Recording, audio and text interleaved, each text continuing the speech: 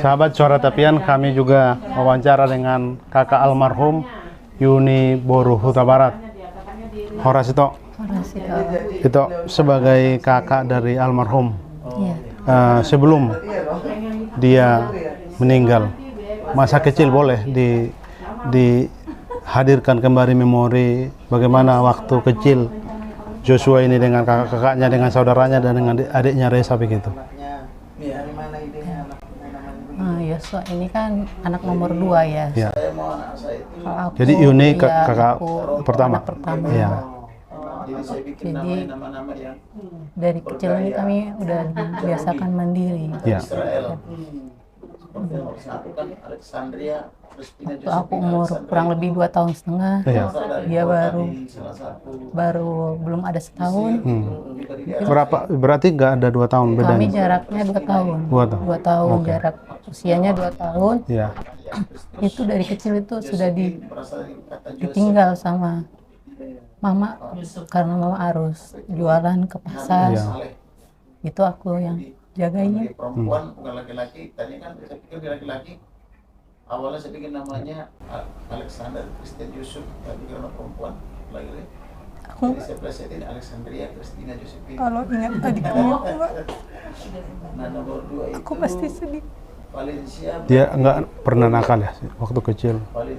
Dari dia aku masih kecil, dia padahal masih bayi juga, nggak ada rewelnya. Kami diajarin untuk mandiri sama orang tua kami. Aku yang jagain dia. Dia dari bayi aja nggak rewel. Jadi kalau dia lapar, itu mama sudah siapin makanan di jendela. Itu aku tinggal suapin dia.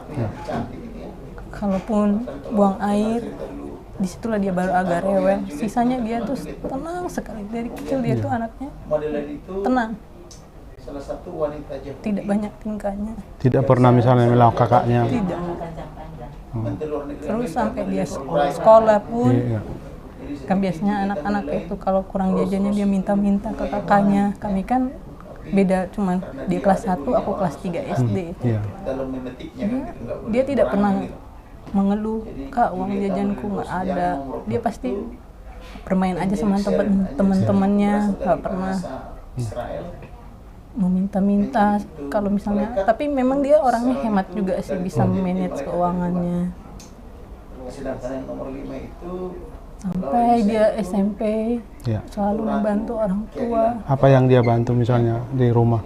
Ya, kami dari kecil memang sudah dididik sama orang tua untuk dibagi tugas masing-masing. Ya, bukan pekerjaan-pekerjaan yang berat sih. Misalnya menyapu rumah, membantu mencuci piring, pokoknya pekerjaan-pekerjaan rumah yang ringan-ringan itu orang tua sudah diajarkan kami dari SD. Kami dibagi tugas. Sampai SMA dia juga ikut bantu orang tua dalam mencari tambahan untuk kebutuhan finansial keluarga. Dia anak laki-laki yang selalu bisa diharapkan, bisa diajak untuk mandiri, untuk mensupport keluarga. Kepada adik-adiknya juga dia sangat sayang. Semuanya dia perhatikan. Sampai sebelum akhir hidupnya pun kami selalu dipantaunya. Cerita sedikit itu, Yuni, bagaimana dia mulai masuk polisi itu, ceritanya bagaimana? Dia kan masuk polisi itu tahun 2012, lulus SMA kelas 3. Sebelum kelulusan dia ini mengalami kecelakaan. Di SMA itu? Iya, ada kegiatan band, menampilkan festival. Ikut band? Iya, dia punya band. Itu rencananya akan ditampilkan di Jakarta, tapi sebelum ditampilkan di Jakarta mereka membuat festival dulu di Sungai Bahar Jambi. Di situ. Jadi pas dalam waktu sebelum tampil mereka kan harus persiapan dulu, mandi Ya. dan segala macamnya, pulang ke rumah. Di setelah dia berboncengan dengan temannya Ricardo, di situ mereka kecelakaan menggunakan sepeda motor. Itu ada mobil berhenti tapi Ya. tidak menggunakan rambu-rambu. Jadi kan di Sungai Bahar itu tidak ada lampu jalan ya. Ya. Jadi tidak kelihatan pas tikungan mereka menumbur itu mobilnya. Jadi mereka terjatuh. Oh, tapi tidak ada luka Ada, mengganggu dia sampai- masuk ke polisi waktu itu. Sebenarnya ya sempat dirawat sih. Oh. Dia seminggu ya di rumah sakit DKT Jambi. Tuhan, tapi dia terus kuat. Tidak mengeluh malahan. Padahal matanya udah luka. Tangannya juga patah. Tapi dia terus berusaha mau menghadapi ujian nasional. Padahal kan bulan 3 dia menghadapi ujian nasional. Terus dia bulan 6 ya, dia mau coba tes masuk polisi juga. Ya dari bulan 4 itu biasanya ada persiapan untuk melengkapi administrasi. Ya. Nah, dia terus berjuang. Padahal waktu latihan itu dia nggak bisa untuk pull up ya namanya, karena tangannya masih belum pulih kan. Tapi itu karena ada kekuatan dari dirinya, dia terus berusaha, terus Tuhan tuh juga tolong. Dia akhirnya bisa melewati tahap demi tahap untuk kepolisiannya di tahun 2012 itu. Hingga akhirnya dia masuk dan di Pantohir ditetapkan untuk ditempatkan menjadi anggota BRIMOB. Ya. Ya, di anggota BRIMOB. Dan sesuai gerakan hatinya juga, dia ingin menjadi anggota BRIMOB. Kan ada 2 pilihan itu ditawarkan, menjadi BRIMOB atau polisi umum. Tapi katanya gerakan hatinya dia Pilih BRIMOB. Oh, ditempatkan kemudian di Jakarta. Jadi setelah Pantohir ditetapkan di BRIMOB, kan pendidikan dulu 7 bulan di Watu Kosek, Surabaya, Jawa Timur. Itu selama 7 bulan. Akhirnya setelah selesai, pas pelantikan, di situ juga dia sebenarnya kami tahu dia sedih sekali karena dia sebenarnya ingin sekali orang tuanya, keluarganya mendampingi, menghadiri. Tidak bisa hadir waktu Ya, keluarga. karena kami kan kesulitan untuk orang tua kami, termasuk mama waktu itu baru pengangkatan untuk pegawai negerinya. Jadi masih ada kebutuhan-kebutuhan lain yang harus dipenuhi. Tapi dia dengan besar hati. Kami dengar dari temannya, dia sebenarnya sangat sedih. Sangat sedih.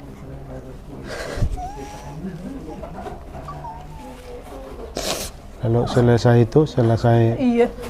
ditempatkan di mana? Setelah selesai pelantikan, dia pulang, kami menjemputnya di bandara sama mama berdua ya. Kami menggunakan sepeda motor. Kami jemput abang dari bandara dan rombongannya, bersama rombongannya juga. Akhirnya ada waktu jeda ya, jeda istirahat. Ya. Itu baru hari Seninnya, kalau nggak salah hitungannya saya lupa ya. Baru mereka menghadap ke Polda, dari Polda Jambi. Oke. Dan disitulah diumumkan penempatan mereka. Mereka ada 25 orang ya waktu itu untuk yang di BRIMOB-nya aja. Ya. 25 orang baru dari Polda Jambi itu dibagi beberapa, ada di BRIMOB apa itu namanya, yang di PAL 10, Ya. ada Mako BRIMOB A, ada yang di Bangko, sama ada di Mako BRIMOB Jambi. Oh. Nah, kebetulan Abang Yosua ini dapat penempatan di Bangko. Kalian panggil abang ya? Aku iya, karena dia anak laki-laki paling besar. Ya. Aku tuh selalu aku anak pertama dipanggil kakak, tapi iya abang. Ya. Yang nomor 3 juga dipanggil kakak karena yang paling bungsu ada si Reja, cuman adik Reja aja yang kami panggil adik. Sisanya kami panggil kakak atau abang gitu. Oke. Setelah jadi polisi, apa ceritanya kemudian dengan tersangka ini, PS ini, dia menjadi anak buahnya begitu? Ya, perjalanannya dari penempatan pertama di Bangko tahun 2013 ya, selesai pendidikan. Kalau nggak salah bulan Maret itu selesai mereka pendidikan. 2013 penempatan di Bangko, selama 3 tahun di Bangko berdinas. Dia dapat mutasi kerja ya, dapat perpindahan tugas ke Makobrimob Jambi. Itu pusatnya kalau di Jambi untuk Brimob sebagai propos. Di propos dia itu 3 tahun juga sampai 2019. Di tahun 2009 akhir, 2019 akhir itu Desember, dia ada sempat cerita dia sebenarnya sudah lama memang menginginkan untuk menjadi salah satu ajudan, dan dia tidak terlalu berharap juga untuk di Mabes atau di mana, yang penting kalau bisa aku pengen sih keinginan untuk jadi ajudan. Ya kenapa? Aku bilang karena ya setidaknya itu untuk menambah relasi, menambah pengetahuan, wawasan. Kita kan nanti dikelilingi dengan orang-orang yang berpangkat lebih tinggi, jadi di situ aku bisa menambah untuk karirku juga bisa lebih bagus, katanya. Oke lah, akhirnya di Desember 2019 ada permintaan dari Mabes Polri untuk sebagai ADC ajudan. Ya di situ dia curhat, katanya ada disampaikan, Kak, ini ada formasi untuk ajudan dengan syarat-syarat yang telah ditentukan, ya kan. Terus aku udah dipanggil sama pimpinan yang di sini, katanya sesuai kriteria aku masuk, katanya gitu kan. Sesuai kriteria yang diharapkan itu aku masuk. Akhirnya ya ada banyak dia tuh kalau pesannya bagaimana, terus ya udah bang, abang coba aja, yakin aja. Akhirnya dia yakin. Di tanggal 3 Desember 2019 3 Desember dia berangkat. Itu waktunya itu nggak lama itu untuk akhirnya dia berangkat. Seminggu di Jakarta, dia kembali lagi ke Jambi. Kami tanyakan bagaimana di sana, gimana prosesnya. Saat dia pulang, oh aku sudah diterima, katanya gitu, menjadi ADC Spripim Polri ya, bersama Ferdi Sambo, katanya gitu. Oh ya udah, terus kok pulang, kami bilang gitu. Ya karena disuruh sama Bapak Ferdi Sambo untuk mempersiapkan segala keperluan, karena waktu keberangkatan itu kan sangat terdesak waktunya. Waktu mau berangkat juga dia masih BKO di Tungkal ya, untuk pengamanan Bank 9 Jambi. Ya di situ, jadi dia cuma bawa 1 koper peralatannya. Jadi kan di sana akan lama, jadi dia disuruh kembali lagi untuk mengambil barang-barang yang diperlukan. Melengkapi akomodasi dia. Iya. Ya di situ akhirnya seminggu ya di Jambi, dia kembali lagi, nggak sampai seminggu lah, kurang lebih lah seminggu, kembali lagi dia ke Jakarta. Lalu setelah dia menjadi ajudan dari PS ini, hubungan keluarga bagaimana? Dengan misalnya mama pernah nggak komunikasi dengan istrinya PS ini? Oh, kalau itu mungkin via ini aja ya, via telepon ya. Via telepon, abang itu hubungin mama pakai handphonenya. Ada sih pernah komunikasi dengan mama ya. Waktu itu mama cerita sih sama aku, karena waktu telepon aku nggak ikut ya, nggak dengar. Mama cerita, abang ada nelpon, mama cerita ini ada berkomunikasi dengan Ibu Putri sama Bapak Sambo, katanya mengharapkan mereka merelakan abang ini dianggap anak di sana, bekerja di sana gitu. Mereka sudah mau menganggap Yosua ini sebagai anak mereka. Jadi sampai ada bahasa Ibu Putri itu ibu yang melahirkan, biar aku yang membesarkan di sini. Yuni sebagai kakak, terus kabar meninggalnya dia, tadi kan rentetan cerita bagaimana dia kecil sampai polisi, sampai menjadi ajudan PS.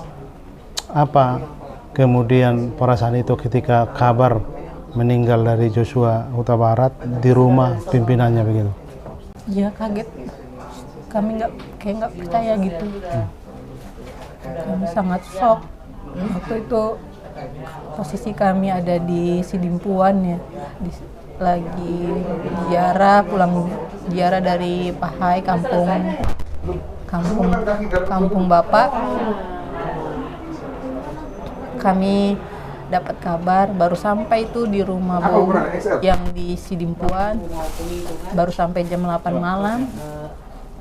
Jam setengah 10 kurang lebih tuh adek Rica itu nelpon, ngabarin, nelpon aku. Dia bilang, "Kak, di mana?" katanya. Kami lagi di rumah Bowo, baru sampai di Sidimpuan. Kenapa, Dek? Suaranya itu udah cemas banget. Kak, abang udah nggak ada, katanya gitu. Kan kami shock kan, aku shock loh, kok nggak ada, padahal kan dia baru ngabarin, masih ada chat kami ya dari pagi ya kan. Kenapa, aku bilang gitu, abang kenapa gitu kan, abang ditembak kan, katanya gitu. Jadi dia juga cemas di sana. Gimana ceritanya, dia belum bisa jelasin si adik Reja. Ya udah, nanti aku jelasin, aku juga masih bingung, katanya gitu. Aku nggak tahu, aku di sini, aku sendirian, katanya gitu. Tok Yuni, terakhir pertanyaannya, sebagai kakak dia sudah dipanggil Tuhan, apapun ceritanya demikian kisah dari Joshua. Tapi perkara ini kan masih jalan. Tentu keluarga berharap memang harus mendapat ganjalan yang setimpal orang yang melakukan kecurangan begitu. Apa harapan itu sebagai kakak di sidang ini untuk tuntas begitu? Ya, yang kami harapkan ya persidangan ini berjalan di jalan kebenaran ya. Berharap para jaksa dan para hakim yang telah ditugaskan untuk menuntaskan dan menetapkan perkara ini, Tuhan berikan roh hikmat dan bijaksana, takut akan Tuhan, biarlah para terdakwa itu semuanya berbesar hati untuk mengakui kesalahannya. Jangan terus berbohong lagi. Tuhan Maha Tahu dan Tuhan Maha Mendengar. Jangan ada yang ditutup-tutupin. Berbicara jujur lah. Dan semoga semua terdakwa mau bertobat. Biarlah Tuhan yang menolong kami keluarga.